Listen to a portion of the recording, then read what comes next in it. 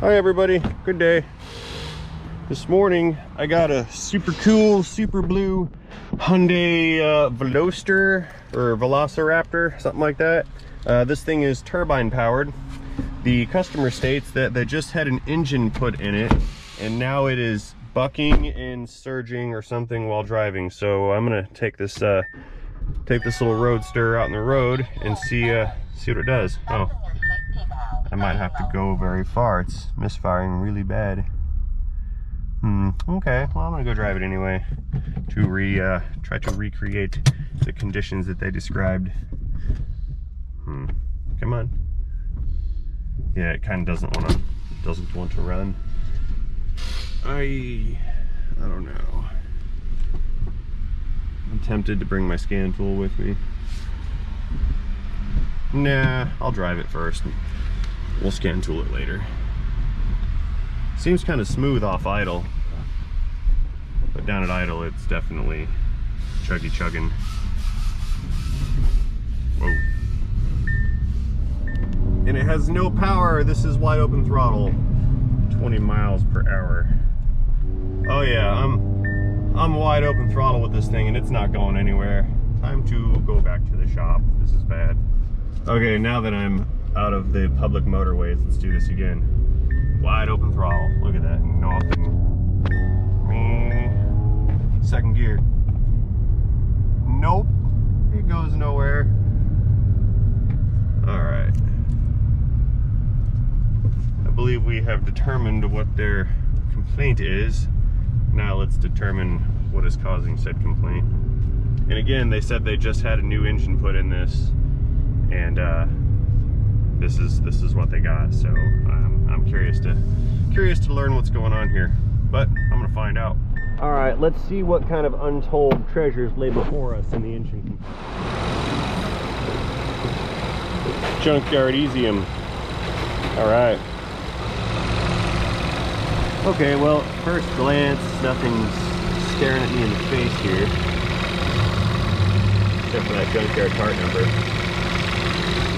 Scanning, and we're gonna scan everything. Yeah, whatever. I haven't done anything. Okay, here we go.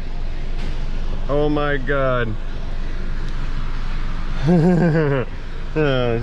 Turbo under boost, yep. Rich at higher loads, sure. Misfires, what else? Okay. Alright, so I've kind of just been scrolling through all the live data that I see here.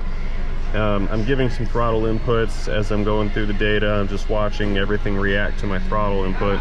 I'm not really seeing much that's sticking out to me at this time. The next step would either be to, pull up these code definitions and then follow through the diag trees for each one of these codes. But I'm fairly certain that everything, the symptoms and the problems that this is having is going to be one thing, not 7 different things. So these are all symptom codes. It's telling me, hey, I have misfires on all my cylinders. I'm randomly misfiring. I'm running very rich, and my turbo is not providing any boost. Now, if you don't have a good clean combustion, your turbo is never going to spool up, and the compressor is never going to be able to drive any air. So naturally, you will have an under boost condition. So there's nothing here that's really, I think, going to help me out. I may end up having to dialogue this what I would call an analog way, and that's make sure that the base components of this vehicle are functioning like they should be. What I mean by that is, based on how this thing feels and how it's been running, it does not appear to, the engine's not breathing. It's having a hard time just staying alive right now. What I'm thinking is this thing may have a damaged or clogged up exhaust system, probably the catalytic converter. So I'm gonna check on that right now. All right, so I'm around back to the exhaust and I have a healthy helper inside. He's gonna give me some throttle. Huh, nothing here. Okay, go ahead and throttle it up, please. Look at that. This thing is choking itself to death. Go up to 3,000. 3,000 RPMs, and we've got barely any flow here. Look at that. Yeah, if you go ahead and bring it back down, we're good. Diagnosis confirmed. Okay, I'm gonna scooch this thing forward a little bit and get it on the rack. And we're gonna take a peek from the bottom side, see what's going on. Let's see here. There we go. Initiating engine shutdown protocol now. Turbocharged Velociraptor. Moving on up.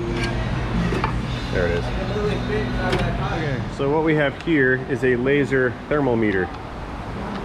It'll fire a little laser out of the front of it, and now you can see. And the probe will take a temperature reading of whatever you're pointing at and store it on the display. And this is what we're going to use to determine if this converter is clogged or not, because it will be hotter on one side than on the other side. So we'll start with this side of this secondary converter, and that's 220 degrees. Front side is 277, so we have a decent temperature differential here on number 2.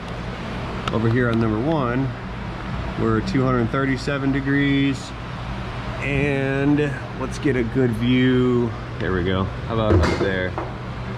And 353, 303. Let's see what else. 240. Now I've had this thing parked for a little while, so it has started to cool off. But let's see. Yeah, 320 on the front, and we're 270, 250 on the back. So this is a confirmed diagnosis. This thing has a clogged catalytic converter. I'm going to recommend we replace the upstream converter, the first one, and pending on what I find when I take this apart, we will determine if this second one should also be replaced or not. It's unlikely that both of them are damaged, but I don't ever want to back myself into a corner without taking things apart and finding out. But they're not paying me to do all of that. They're just paying me to find out what the problem is. And if they would like me to start disassembling things, then you know, the bill has to start going up.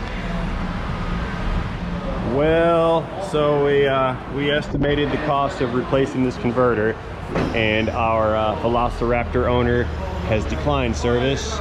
I guess he's going to take this back to the junkyard where they fix the engine, and I guess try to hit them up for the repair. I don't even think this thing even needed an engine. Anyway, I'm going to park this thing, back it out, put it over there in the lot, and yeah, I've got a sneaky suspicion that somebody put an engine in this guy's car for the same thing, and he got it back and it's still doing the same thing because of a misdiagnosis. That's what I'm thinking is going on here. I can't really confirm such things because my information that was provided to me is somewhat limited, but my intuition is telling me that that's the case with this motor vehicle.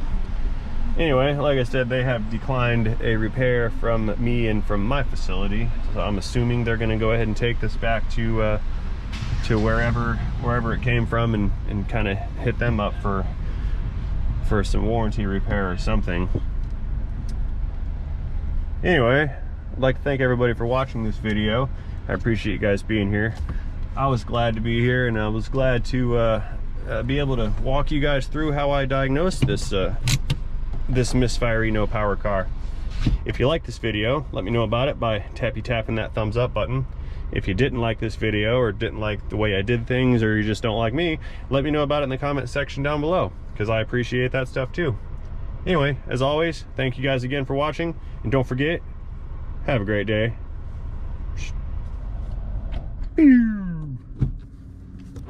Goodbye, little blue Hyundai.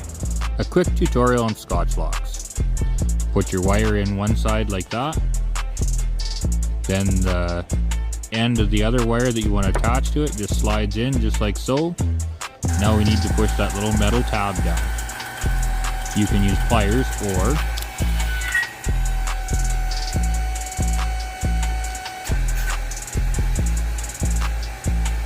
and now that that's properly crimped, you can go ahead and install it.